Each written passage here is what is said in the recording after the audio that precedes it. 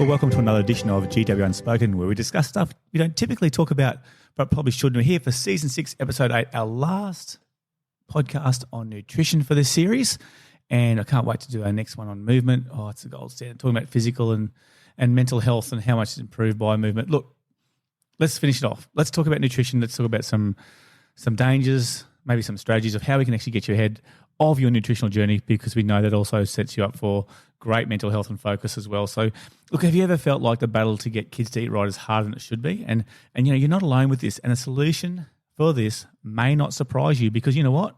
We as adults are the same. So I'm talking to people out there who may be parents, but also for adults out there who maybe not have kids or don't have kids, and it also affects us.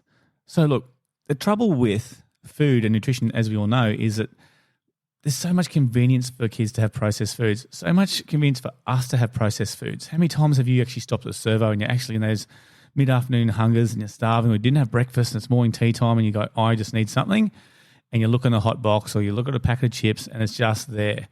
You know, the stats are saying now that there's 56% of children who don't meet daily dietary guidelines, and it's often because of the processed foods. So why is that? You know, why is it what makes us have those processed foods? And I think there's so many external influences that play a part of this. And it's by choice of us parents to actually shape, I should say, the kids' eating habits, to actually look at more profoundly what we are eating or what we should be eating, and maybe role modeling that behaviour. I know plenty of times when the kids were growing up, my own kids, I'd put little marshmallows in a lunchbox and put a little note there saying, Daddy loves you. Mate, if I did it these days, they'd kill me being teenagers. But when they were younger, they loved it. And I was thinking, marshmallows are good. They're fat-free. And if I thought about, the marshmallows, they lit up in fires, don't they, when they have cooked marshmallows? So obviously they were full of sugar though. It was convenience. It made them feel good at the time, but geez, I don't know how much they misbehaved with their teachers afterwards having that sugar hit. Another time when I was in the footy program, I was at Redcliffe High, I loved it there, and we'd take kids off into Toowoomba, we'd have a great trip there, play some footy, win, lose or draw, we'd stop on the way home and we'd stop at a big servo, and of course, very popular for the kids there would be Maccas, and they'd smash out the Maccas and they'd eat as much as they could. Growing teenagers would eat a lot too, and they'd get in the bus, and I reckon give them 10 minutes and the bus was just wild, and not with dangerous behaviour. It was just silly, escalated high behaviours in loud noises because of that sugar and the processed food that came through to them. I don't know how many people actually had healthy food, but when you're starving, you crave sugar and salt. Macca's is a perfect remedy for that, maybe not so healthy, but it was just a nightmare. You could just take them in an hour for the kids to settle down, by then you'd nearly be home. What about yourself? I mean, how many times you get to the end of the working week with you and your partner, or could be just you, and you go, I don't feel like cooking tonight, and I'm just going to have a pizza, a cheap pizza, or something that's convenient for you as well. And, if you do that every now and then, it's not a bad thing. I'm not saying it's a bad thing. We're humans. We enjoy those experiences as well. But how many times do we do it was maybe too repetitive? And as Gary Olson says in his book, Slight Edge, things that compound over time that seem significantly small decisions can actually have a bad effect.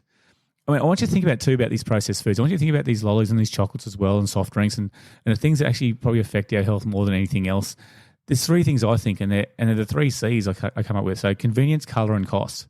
So when you're looking for something quick to eat in these poor economic times, or these harsh times that might be challenging, number one, the cost. It's often cheaper. It's often cheaper to get something that's in a wrap, ready to go. It could be a Snickers bar or something very quick, and it's yours, and it's cheaper than having a sandwich. The colour of it. You look on the highway when you're driving a highway and you're going for a drive somewhere, and suddenly you'll see a Coca-Cola van go past, or any kind of fast food company will go past, and you will see the bright colours. And it often gets our attention of ourselves, but also our kids, maybe even subliminally, we don't even know about that. And also the convenience. I mentioned that before, but it's so easy to get. It's quick. It's readily available. Even the placement of that product on the shelves when you go to the shops is usually in that midline ready to go, or as you go through the checkout, it's right there. There's colourful wrappers. It's at eye level. You can easily just reach out your arm, grab one, and it's done. So I want you to think about that. There's so many times when we use those kind of things, where we use convenience, even when we're busy, even when we're stressed, but at the time they can just feel like lifesavers.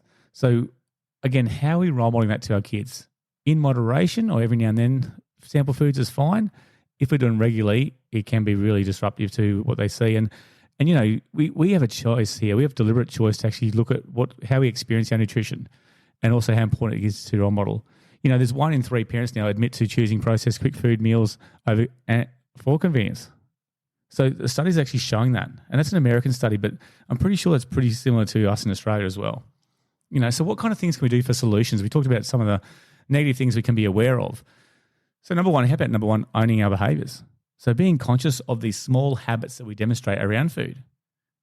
So number one could be, crowding out food. So rather than focusing on, taking things away from our diet, what about we focus on whole foods and meals to our meals so then we actually feel fuller for longer and we don't crave those other things?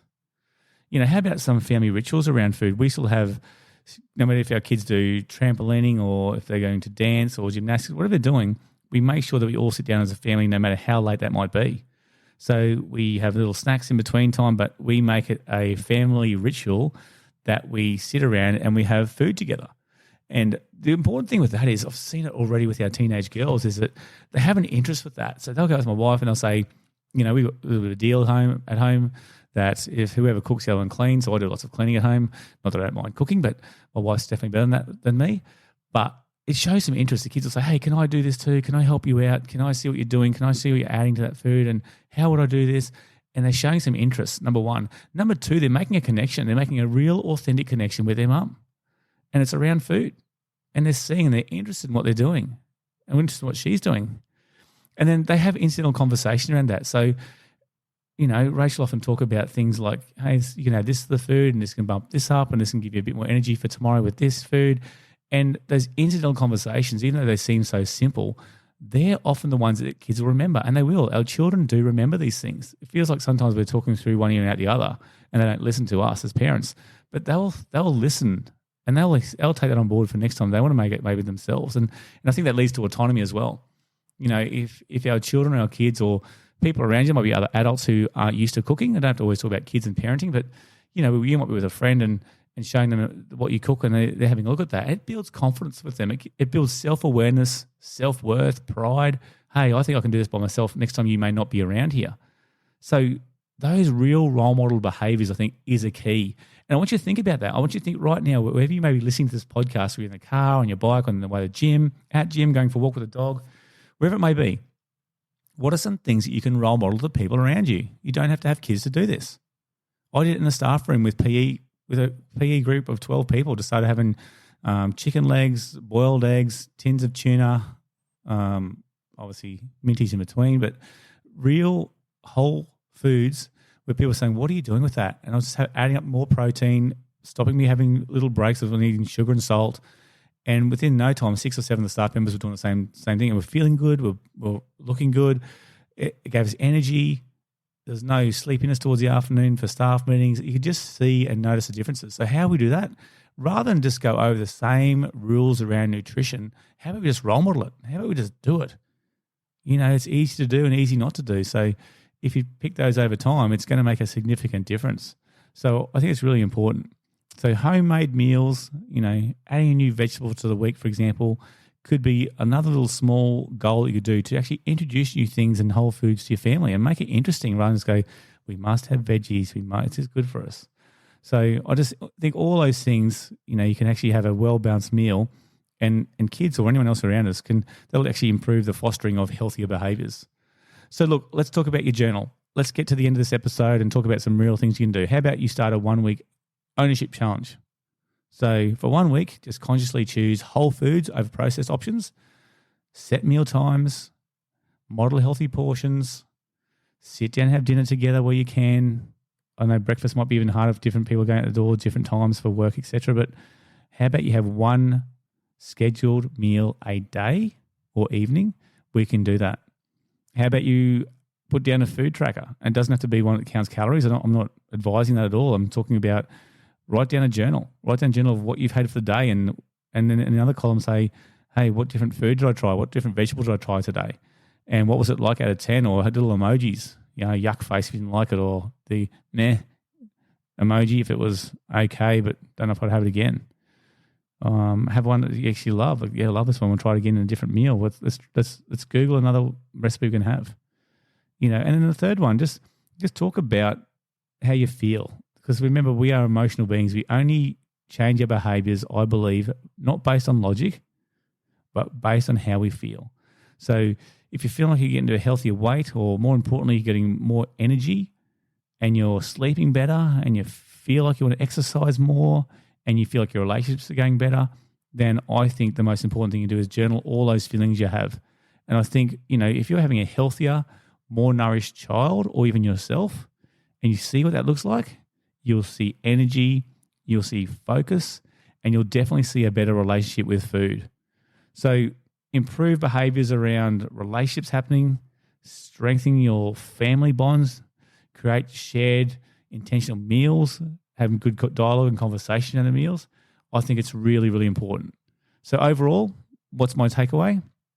Look, take ownership of your actions, especially the people around you, kids, teens, adults.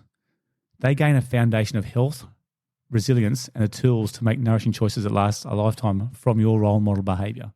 Try doing that and see what happens if there's a difference in your life, especially around the relationships and connections, which I feel it's all about. And look, I want to thank you for joining us for the 8 episodes we had now for nutrition in season 6. I can't wait to talk about movement. Being a phys ed teacher, obviously it's close to my heart, but definitely see the differences in the kids I work with in wellbeing around the strategies, the proactive strategies we set for them and the changes we see in their mental health based on movement. It is the gold standard. It definitely helps physical and mental health with movement. So I'm looking forward to your company then in season 7, episode 1 on movement. Until then, thank you for joining us on GW Unspoken.